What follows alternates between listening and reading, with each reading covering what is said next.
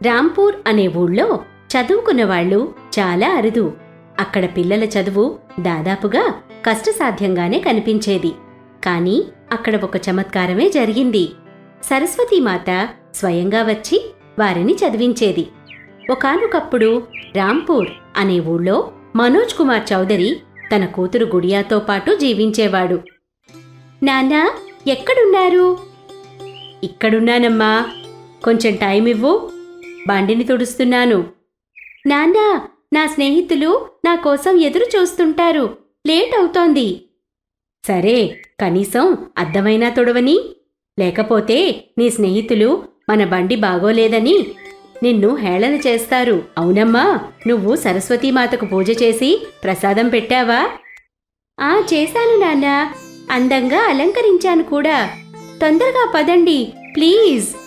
సరే సరే, రేపు బండిని కడిగిద్దాంలే, ఈ రోజుకి ఇలానే ఉండని. ఇప్పుడు సంతోషమేనా? మనోజ్ తొందరగా కార్లో కూర్చుంటాడు. గుడియా అతని పక్క సీట్లో కూర్చుంటుంది. మనోజ్ కార్ స్టార్ట్ చేసి ముందుకు వెళ్లి ఒక గల్లీ వద్ద ఆపుతాడు. ఒక చిన్న అమ్మాయి వచ్చి కార్లో కూర్చుంటుంది. అలా అతను కొంచెం కొంచెం దూరంలో కారు ఆపుతుంటాడు. చిన్న చిన్న అమ్మాయిలు పరిగెత్తుకుని వచ్చి కారు వెనుక సీట్లో కూర్చుంటుంటారు. వాళ్ళందరూ గుడియా స్నేహితులు. కొంచెంసేపటికి కారు గవర్నమెంట్ స్కూలు దగ్గర ఆగుతుంది. అందరూ స్కూలు వైపు వెళతారు. అప్పుడు గుడియా మనోజ్తో, సాయంత్రం లేట్ చేయకండి నాన్నా. సరేనమ్మా, లేట్ చెయ్యన్లే, బాగా చదువుకో నా తల్లి.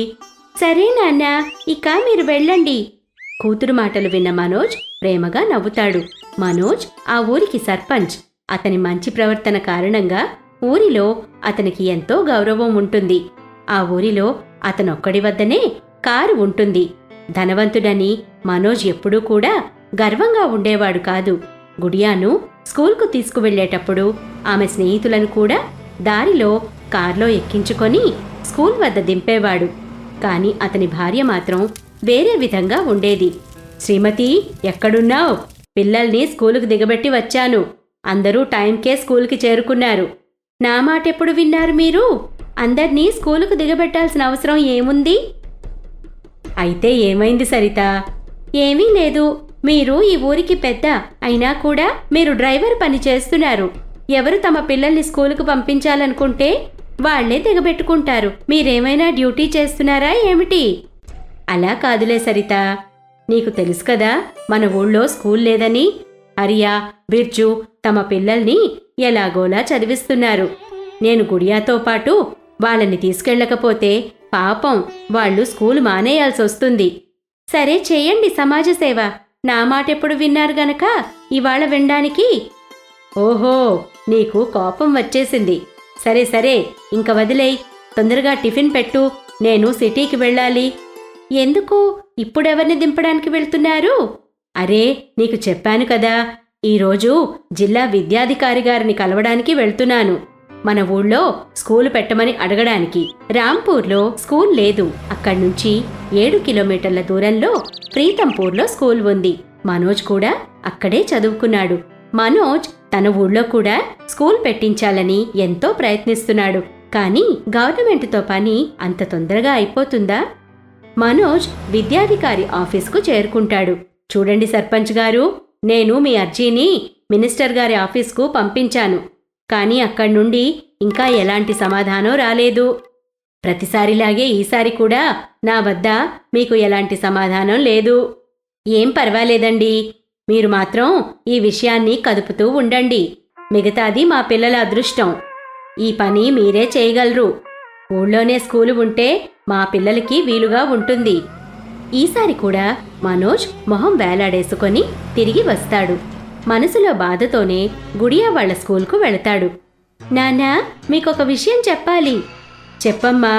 నాన్నా, మీకు తెలుసు కదా మా స్కూల్లో ఎంత తక్కువ మంది టీచర్లున్నారో. మా కెమిస్ట్రీ మేడం గారికి కూడా ట్రాన్స్ఫర్ అయిపోయింది. ఆవిడ ఇంకా 10 రోజులే ఉంటారు. ఏమిటి? కానీ ఈసారి బోర్డు పరీక్షలున్నాయి కదా, మీరెలా చదువుకుంటారు? అదే నాన్నా, ఈ రోజంతా నాకు క్లాసులు వినాలనిపించలేదు. మీరే చెప్పండి, 2 టీచర్లే అన్ని సబ్జెక్టులు ఎలా చెప్పగలరు? నువ్వు బాధపడకు. ఈరోజే నేను ఎమ్మెల్యే గారితో మాట్లాడుతాను. ఏదో ఒక పరిష్కారం ఆలోచిద్దాం. ఈ సమస్య గురించి మనోజ్ మొదట విద్యాధికారితో మాట్లాడతాడు. తర్వాత ఎమ్మెల్యేతో కూడా మాట్లాడతాడు. కానీ టీచర్ ట్రాన్స్ఫర్ను ఆపలేకపోతాడు. తెలుసు బిర్జు, నువ్వు నాతో ఏం చెప్పాలనొచ్చావో. నేను చాలా ప్రయత్నించాను. బిర్జు అక్కడి నుండి వెళ్ళిపోతాడు. మనోజ్ ఓడిపోయినట్లుగా ఫీలవుతాడు. అతను గుడిలోని సరస్వతీమాత విగ్రహం ముందు కూర్చొని మాట్లాడుతుంటాడు. అమ్మా, నేను గుడియాను బాగా చదివించి పెద్ద ఆఫీసర్ను చేయడమే కాదు, ఈ ఊళ్ళోని అందరు పిల్లల్ని చదువులో ముందుండేలా చెయ్యాలనుకున్నాను. పరిస్థితి ఇలా ఉంటే అదెలా జరుగుతుందమ్మా? నాకు సాయం చెయ్యమ్మా, దారి చూపించు. అరే, అదంతా వదిలేసి గుడియాని సిటీలో ఏదైనా మంచి స్కూల్లో వెయ్యండి. అక్కడే హాస్టల్లో ఉండి బాగా చదువుకుంటుంది. ఇది కరెక్ట్ కాదు సరిత.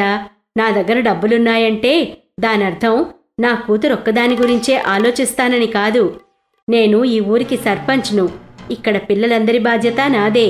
నువ్వు సరస్వతీమాతను అంతా సరిచేయమని ప్రార్థించు చాలు. సరిత చిన్నబుచ్చుకొని అక్కడి నుండి వెళ్ళిపోతుంది. పరీక్షలు దగ్గరకొస్తున్నాయి. పిల్లలకు క్లాసులు చెప్పడానికి టీచర్ లేరు. ఎక్కడ్నుంచి ఎలాంటి సాయం దొరకడం లేదు. దీనివల్ల మనోజ్ ఎంతో వ్యాకులత చెందుతాడు. ఎల్లవేళలా సరస్వతీమాతను సాయం అడుగుతుంటాడు. ఒకరోజు గుడియా పరిగెత్తుకుంటూ తండ్రి వద్దకు వస్తుంది. నాన్నా, సరస్వతీమాత మన మొర ఆలకించినట్లుంది. ఈరోజు స్కూల్కు ఒక కొత్త మేడం వచ్చారు. ఆవిడ ఎంతో మంచివారు. ఆవిడ చదువు చెప్పే విధానం ఎంత బావుందో తెలుసా? క్లాస్లోంచి రావాలనే అనిపించలేదు. అవునా? ఆవిడ పేరేమిటి? ఎక్కడ్నించొచ్చారు? అది తెలీదు నాన్నా, కానీ ఆవిడ పేరు శారదా మేడం. శారదా మేడం వచ్చాక దిగులుగా ఉన్న పిల్లల మొహాలు విచ్చుకుంటాయి. ఒక్కోసారి స్కూల్ అయిపోయాక కూడా పిల్లలు ఆమె వద్ద చదువుకుంటూ ఉండిపోయేవారు. ఆవిడ కూడా టైం పట్టించుకోకుండా ఎంతో బాగా పాఠాలు చెప్పేవారు. ఒకరోజు మనోజ్ చాలాసేపు స్కూల్ బయట వెయిట్ చేస్తాడు. కానీ పిల్లలు ఎంతకీ రారు. మనోజ్ కంగారుపడి స్కూల్ లోపలికి వెళ్తాడు. చూస్తే పిల్లలందరూ ఎంతో శ్రద్ధగా బ్లాక్ బోర్డ్ వైపు చూస్తుంటారు. శారదా మేడం ఏదో ప్రశ్నను బ్లాక్ బోర్డ్ మీద వివరిస్తుంటారు. ఆమె ముఖం పైన మంచి తేజస్సు ఉంటుంది. మనోజ్ చిరునవ్వుతో బయటకు వెళ్ళిపోతాడు. బయట గుడియా వాళ్ల గురించి వెయిట్ చేస్తుంటాడు. హేమా, సరస్వతి, మీకు శతకోటి ధన్యవాదాలు. మీరు కొత్త మేడంను పంపించారు. మా ఊరి పిల్లలందరికీ మంచి మార్కులు వస్తాయనే నమ్మకం నాకుంది. అలా 3 నెలలు గడుస్తాయి. శారదా మేడం పిల్లలతో పాటు చాలా శ్రమిస్తారు. పిల్లలు కూడా రాత్రి పగలు కష్టపడి చదువుతారు. వాళ్ల బోర్డు రిజల్ట్స్ కూడా వస్తాయి. రిజల్ట్స్ చూసి సర్పంచ్ చాలా సంతోషిస్తాడు. గుడియా స్టేట్ ఫస్ట్ వస్తుంది. ఊళ్ళోని పిల్లలందరూ మంచి మార్కులతో పాసవుతారు.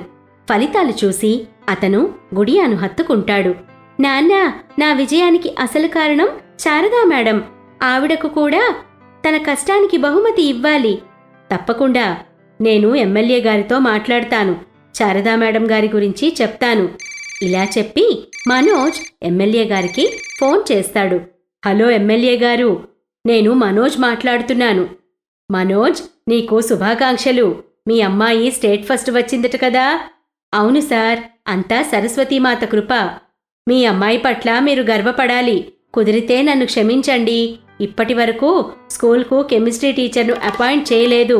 కానీ ఈ పిల్లలు ఇంత సాధించారు కాబట్టి తొందరలోనే టీచర్ను అపాయింట్ చేసేలా చూస్తాను. అతని మాటలు విన్న మనోజ్కు ఏమీ అర్థం కాదు. వెంటనే విద్యాధికారికి ఫోన్ చేస్తాడు. సర్పంచ్ గారు, శుభాకాంక్షలు. టీచర్ లేకుండానే మీ పిల్లలు రాణించారు. ఏమిటి? మరి శారదా మేడం ఎవరు? ఆవిడను మీరే పంపించారనుకున్నామే. శారదా మేడం ఎవరు? అరే సర్పంచ్ గారు, ప్రీతంపూర్ స్కూల్కు కేవలం 2 టీచర్లున్నారు. మేము చాలా ప్రయత్నించాం, కానీ 3వ టీచర్ను ఏర్పాటు చేయలేకపోయాం. ఇది విన్న గుడియా, మనోజ్, సరిత ఆశ్చర్యపోతారు. వెంటనే స్కూలుకు వెళతారు. అక్కడ శారదా మేడం లేరు. ఆవిడ గురించి ఎవరికీ ఏమీ తెలీదు. నాన్నా, సరస్వతికి ఇంకొక పేరు శారద కదా? గుడియా మాటలు విన్న మనోజ్కు అంతా అర్థమవుతుంది. కార్లో వెంటనే ఇంటికి వస్తారు. తరువాత మందిరంలోని సరస్వతీమాత విగ్రహాన్ని చూసేసరికి విగ్రహం యొక్క ముఖం శారదా మేడం ముఖంతో సరిపోలి ఉంటుంది. అతనికి సరస్వతీమాతే స్వయంగా వచ్చారని, పిల్లలందరూ మంచి మార్కులొచ్చేలాగా చదివించింది మరెవరో కాదు, శారదా మేడం రూపంలో వచ్చిన సరస్వతీమాతే అని అర్థమవుతుంది.